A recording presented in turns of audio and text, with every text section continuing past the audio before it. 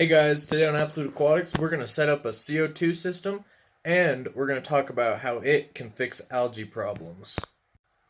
So this is my 155-gallon aquarium. I have been allowing the algae to grow like crazy for this experiment. You can see there's lots of hair algae over there, and there's also algae growing on the glass. When you put CO2 in an aquarium, the plants are able to grow better and algae is unable to utilize CO2.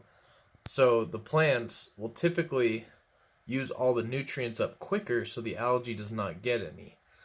And so through this experiment, I'm going to see if the algae will deteriorate and how much the plants will grow faster.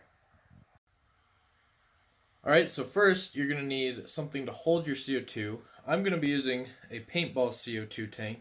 You can get them on Amazon for like $20-30, not too bad. And then to fill them, it's literally like, I don't think I've ever spent more than $3 to fill up this 24-ounce bottle. Next, you're going to need one of these. This is a CO2 regulator with solenoid. This will turn the CO2 off during the night when the plants can't use it and back on when the lights turn on so that the plants can use it. And I use this drop checker, or not drop checker, this is a bubble counter that screws on. This is Aquatek, which all of this stuff that I'm using on the solenoid, including this line, this is not regular air line, this is specifically for CO2.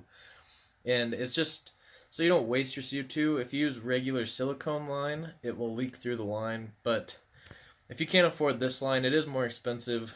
Regular airline will work, you'll run out of CO2 a little faster. And last, you're going to need a CO2 diffuser. I have another one, but I'm going to use this one because the CO2 hosing that I already had connected to this one that's connected to the solenoid was stuck. So it doesn't go all the way down to the tank, but I do believe that with the size of bubbles and the amount of CO2 I'll pump into this tank, that it will still get the job done and dissolve into the water column. Alright, so now you take your CO2 bottle and you just screw it into the paintball CO2 regulator and solenoid, and you'll hear a little, kind of like a clicking sound when it's on all the way.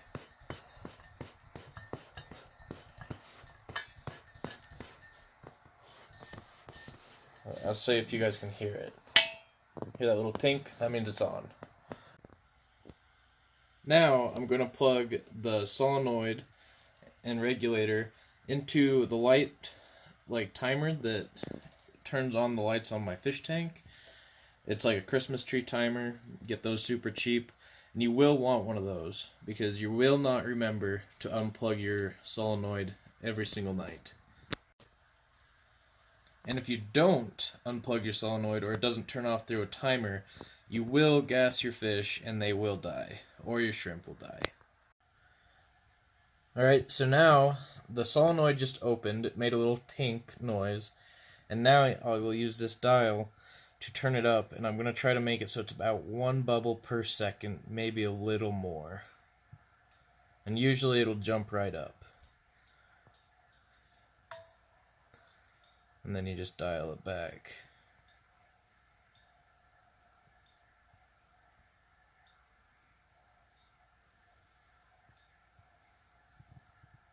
And that's about right, if you ask me. In this case, I personally think less is more when it comes to CO2.